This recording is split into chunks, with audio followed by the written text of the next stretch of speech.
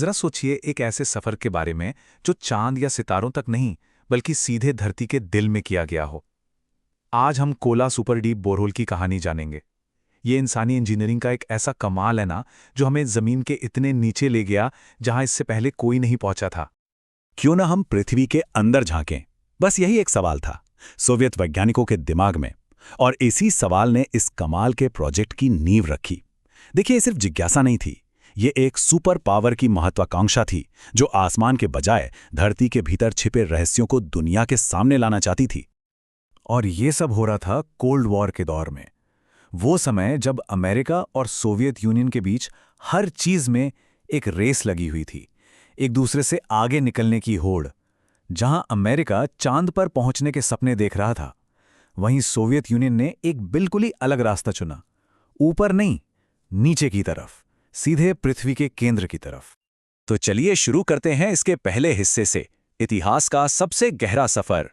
देखते हैं कि आखिर ये इतना बड़ा, इतना महत्वाकांक्षी काम शुरू कैसे हुआ। तो बात है 24 मई 1970 की। जगह थी रूस का उत्तरी कोला प्रायद्वीप। यहां डॉक्टर डेविड गुबरमैन की लीडरशिप में इस प्रोजेक्ट की शुरुआत हुई। और मिशन बिल्कुल साफ था। बस एक ही टारगेट था, धरती में इतना गहरा छेद करना जितना पहले कभी किसी ने सोचा भी ना हो। लेकिन रुकिए, ये सिर्फ एक रिकॉर्ड तोड़ने की बात नहीं थी। इसके पीछे कुछ बहुत बड़े वैज्ञानिक सवाल थे, जैसे कि पृथ्वी की जो ऊपरी परत है, जिसे क्रस्ट कहते हैं, वो आखिर बनी किस चीज से है? इतनी गहराई में तापमान कैसा होता होगा?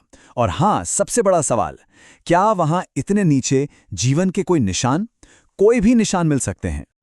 अब आते हैं दूसरे हिस्से पर, गहराई से मिले अनमोल रहस्य। चलिए देखते हैं कि इस अनोखे सफर में आखिर मिला क्या।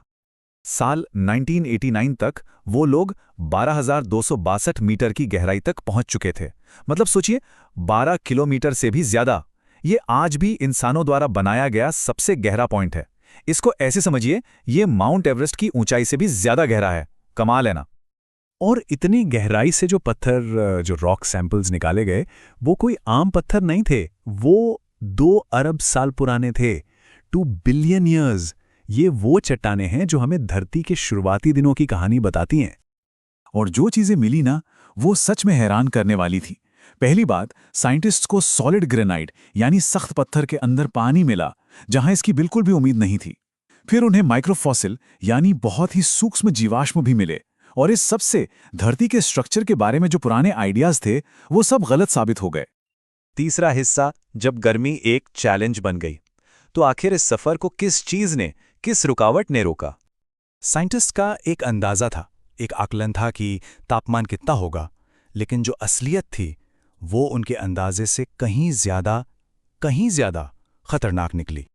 तो देखिए, साइंटिस्ट ने सोचा था कि तापमान लगभग 100 डिग्री सेल्सियस तक होगा, ठीक है, लेकिन असल में वो 180 डिग्री सेल्सियस तक पहुंच गया, उम्मीद से लगभग डबल।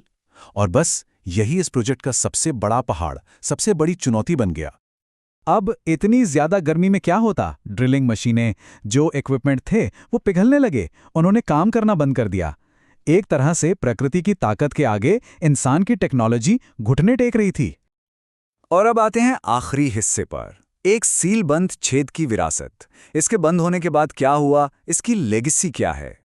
यहां से एक बहुत ही मशहूर कहानी निकली, नर्क की आवाजों की।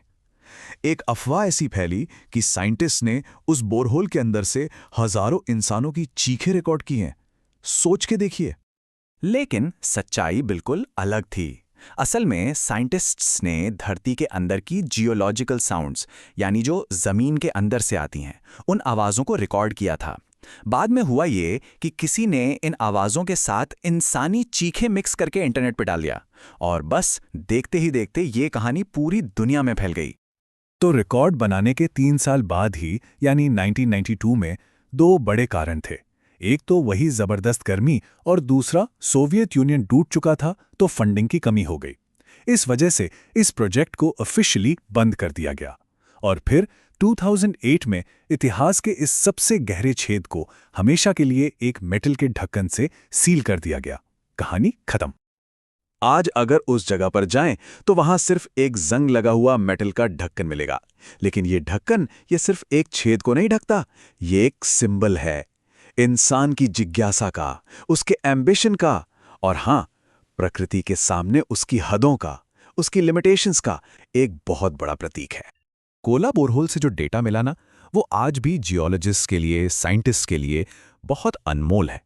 लेकिन ये हम सबको एक सवाल के साथ छोड़ जाता है। सवाल ये कि अगर सिर्फ 12 किलोमीटर की गहराई में इतने राज छिपे थे, तो सोचिए पृथ्वी के बिल्कुल केंद्र में, उसके गर्भ में और क्या-क्या और कितने रहस्य छिपे होंगे।